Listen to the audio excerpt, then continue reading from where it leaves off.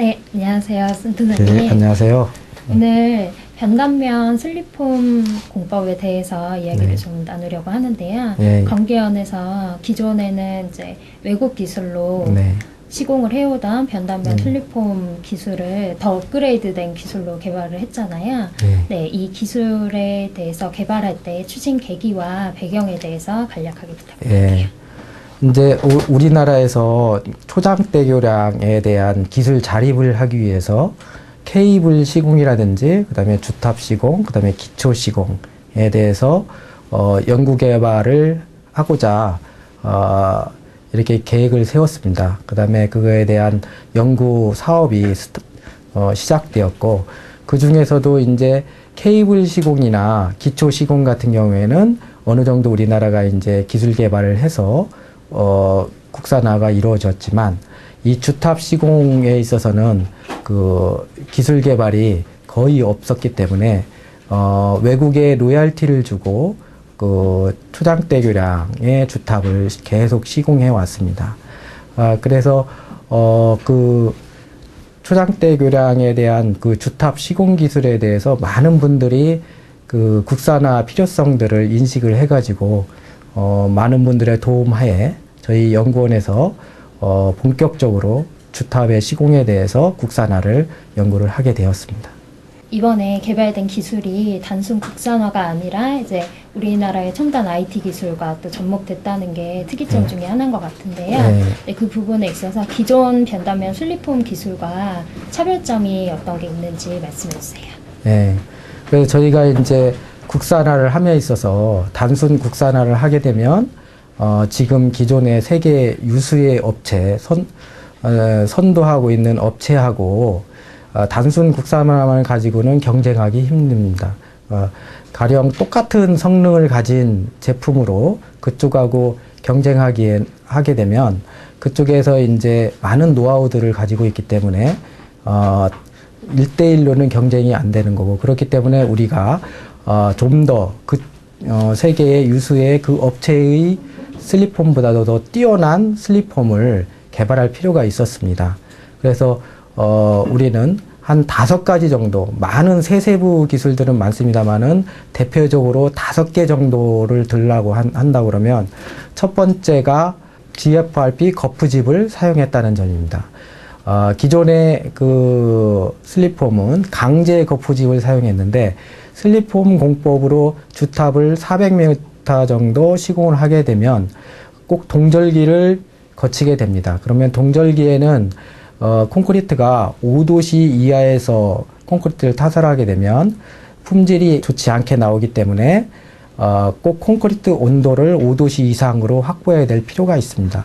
그래서 기존의 이순신대교에서도 그 콘크리트 온도를 5도씨 이상 확보하려고 온풍기라든지 천막으로 둘러싸고 그 온풍기를 사용해서 했습니다만은, 잘 아시다시피 한 200m 이상 올라가게 되면 바람이 상당히 세게 불기 때문에 조그만한 틈만 있다 하더라도 그 5도씨 이상 유지하기가 힘들고요.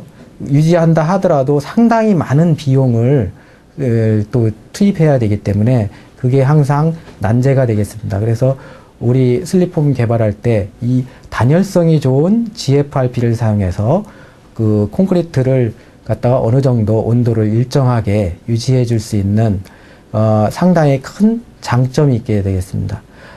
그리고 저희들이 이제 두 번째로 저희들이 대표적으로 들 수 있는 게 슬립폼 공법이라는 것이 제일 위층에 덜 굳은 콘크리트가 있고, 그 다음에 제일 낮은 곳에 그래도 상당히 많이 경화된 굳은 콘크리트가 있습니다. 그래서 총 5층으로 되어 있는데, 그 5층에 제일 마지막에 경화된 콘크리트가 슬립폼을 상승하면서 노출이 되게 됩니다.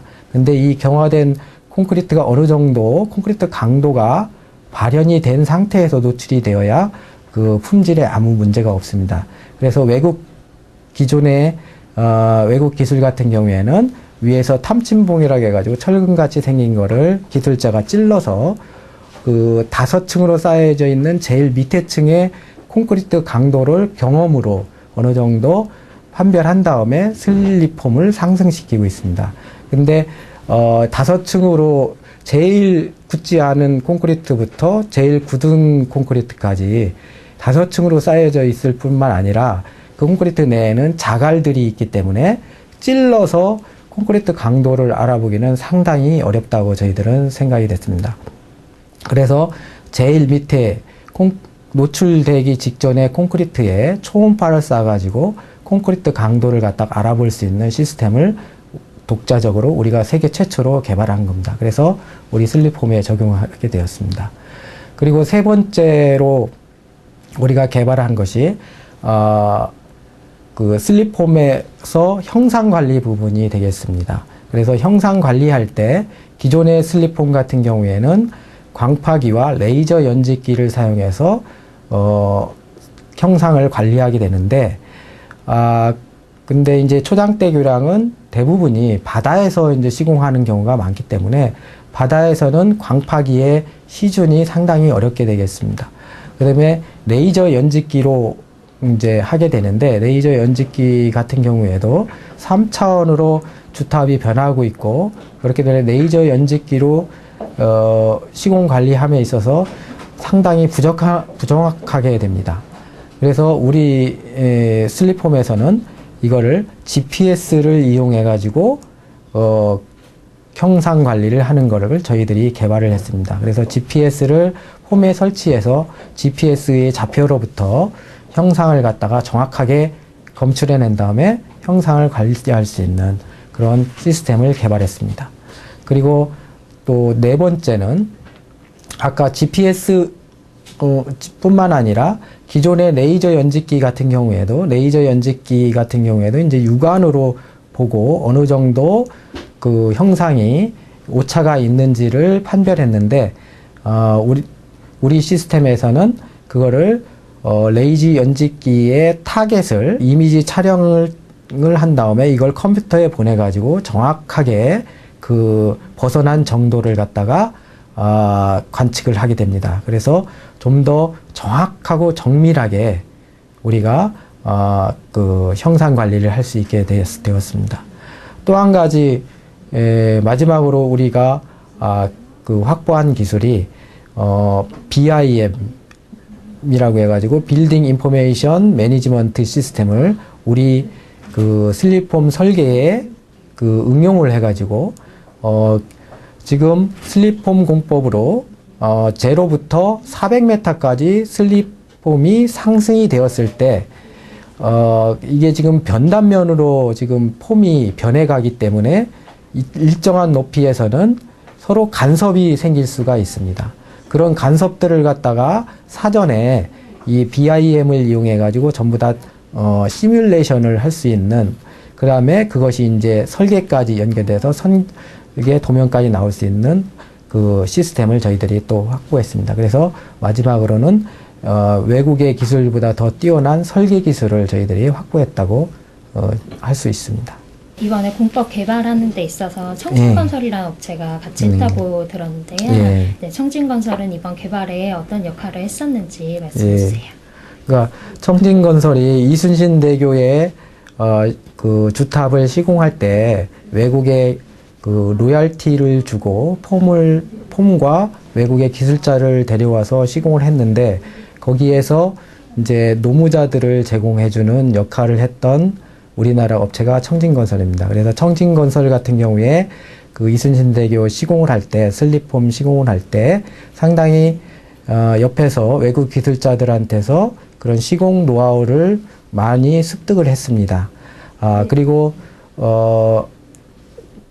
또한 외국 기술자들한테 많은 서름도 동시에 받았습니다. 그래서 우리가 이런 연구과제를 한다고 할 때 기꺼이 우리한테 동참을 해가지고 그런 시공 경험들을 같이 우리 공유를 해서 연구 개발을 하게 되었고, 또한 청진건설이 연 5천만 원 정도의 현금 부담을 하면서 연구비에 투자를 했고, 또 작년과 올해 이제 공개 시연을 하게 되는데, 작년 같은 경우에도 1억 가까이 그 현금성 현물을 투자를 했습니다.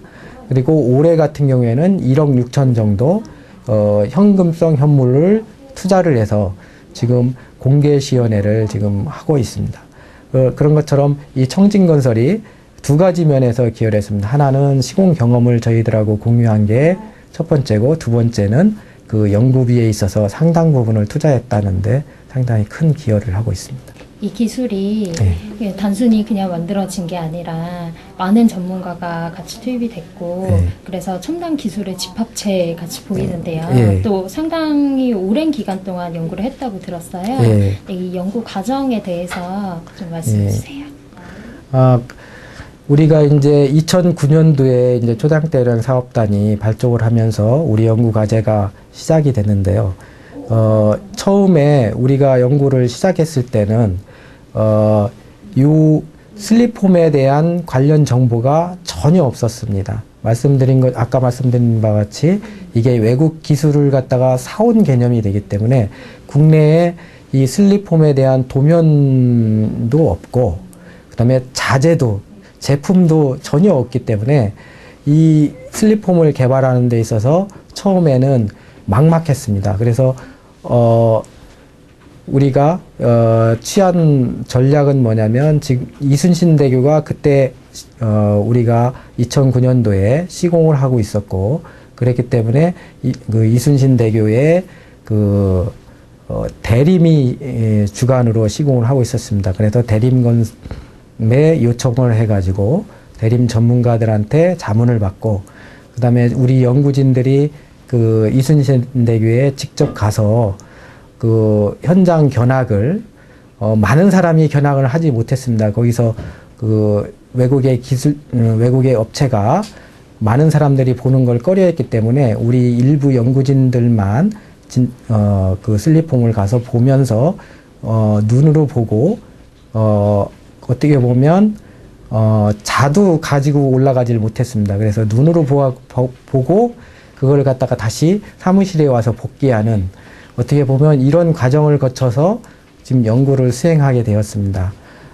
근데 이제 나중에 이제 청진건설이 그 우리 연구진에 합류하면서 그래도 청진건설이 가지고 있던 그런 노하우들이 어느 정도 우리 연구진에 흡수가 되고 이러면서 연구 개발이 어느 정도 탄력을 붙게 되었습니다.